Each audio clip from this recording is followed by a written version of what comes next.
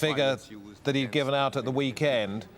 When he talked about Gaddafi getting ready for further attacks, it was quite chilling that he said, you know, the regime had allowed arms depots and arsenals to be open to be able to provide weapons to what he described as gangs.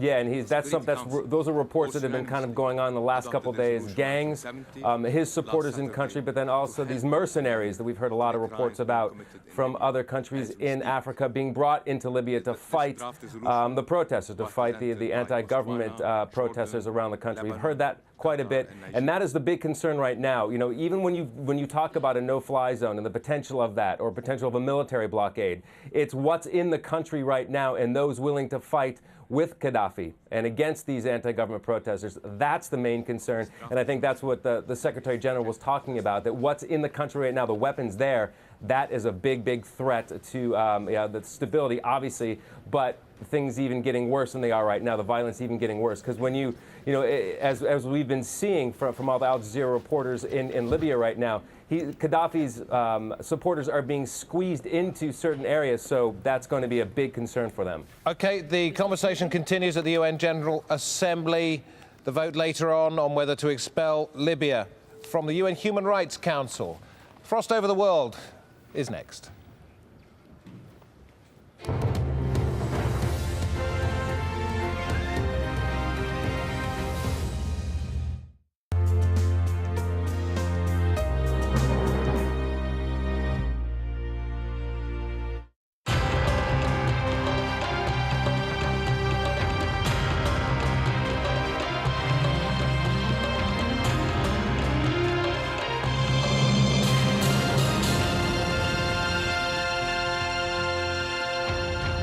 Hello and welcome to Frost Over the World. Later in the programme, that leading Italian politician Emma Bonino on Gaddafi, on Berlusconi and on refugees. But my first guest is a global superstar in every sense of the word. During more than 30 years in the music industry, he's sold, wait for it, almost 100 million records, either solo or with the band with which he made his name, The Police. In between, he's composed scores more songs, pursued an acting career, and taken up various causes, most famously trying to save the Brazilian rainforest. He is, of course, Sting. His current worldwide tour features him playing with full orchestras in a style he calls symphonicity. I caught up with him in Australia, where he was playing at the world-famous Sydney Opera House. So, before we meet him, let's see him in action. It's a big enough umbrella, but it's always sweet and stuff getting wet.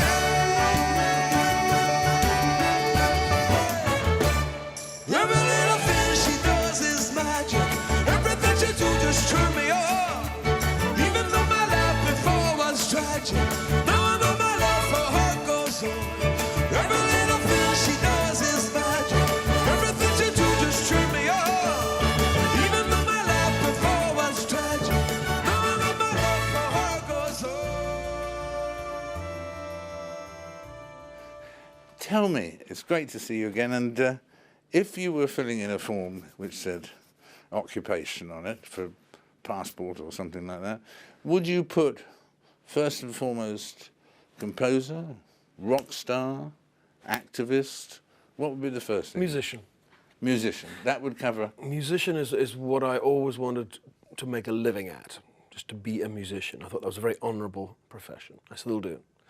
And that's what I am. Without the musician, everything else wouldn't take place. I wouldn't compose if I wasn't a musician. I wouldn't be an activist. I wouldn't be anything. So it's music first. Yeah, that's a very good, clear reason for all that. And I suppose that composer is the loneliest, I suppose. It's the one I dread. Is it? Facing a blank page is not my favorite thing to do. In fact, I avoid the occasion by staying on tour most of the time. But eventually I have to come home and I have to face that page and pray that something will occur to me. Yeah. Often it doesn't. like fishing. You know, you sit there and you sit, and you just sit. Yeah. And do you find that sometimes it comes to you as a surprise? I always remember Paul McCartney was saying that he woke up with Yesterday in his head and thought it must have been someone else's song, and he had to check around and found out that it somehow transferred I've itself. had wonderful moments like that, but not obviously as iconic as Yesterday. But it's lovely when it happens. Maybe songs are written somewhere else, in some parallel universe, and we just sort of draw them down. I don't know. What is the feeling that you get from an audience? It feels unbelievably fantastic. It feels it's just like a drug. It really gets you. Well, wound is up. it? Yeah, I often think it must be a bit like I'm not good enough swimmer to do this, but surfing almost. You're surfing on the wave of the audience's response. It's a little bit like flying, I have to say. When I'm Yeah. singing, I'm the truest to myself. I don't think about the past or the future. I just think about staying in tune and soaring, basically. And the audience is with you. So it's a bit like flying. Yeah, I can see that. I can see that. And the and in terms of your life at the moment and your life for the last 30 years, indeed, what is this reason for the success of a marriage, or in your case, your marriage? What do you attribute it to? I don't want to curse it. I don't want to be the poster boy and girl for, happy showbiz marriages. I'm very grateful that I have this fantastic relationship with this extraordinary woman.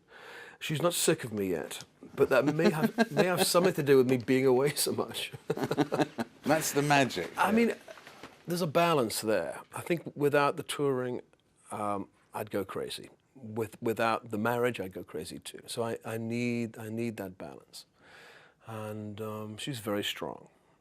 I feel like an orbit because she's central to my life. What is the song you cherish most, and is it the one that the audiences cherish most, or do audiences cherish different songs in different countries? That's true. Some audiences like other songs and prefer them to others. I would say that it's just basically one song.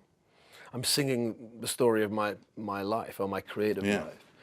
And asking me to choose a song over the others is like asking me to choose one of my children. Yeah, over the others. absolutely. I have 6 kids, Yeah. No, I you can't. love them all unconditionally. Yeah, absolutely. And they all have unique qualities, but I don't have to choose. That's not my job. No. What about the audiences? Is there one song more than any other that they request? Audiences generally like to hear what they know. That's a truism everywhere.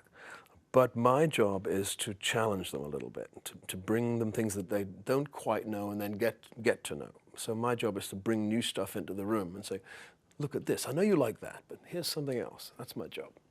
And that's the key, to lead them into liking something new. You know, when I go to a concert, not just giving people what they want, but what they will grow to like. Exactly. When I go to a concert, I want to learn something. I want to walk out having not heard something I heard before, a new way of doing something. I think audiences are the same. I don't underestimate them. Yeah. When did you first add to the range of things you were involved in and cared about a really meaningful amount of time that you were spending on activism? Was there one Damascus moment when that stuff?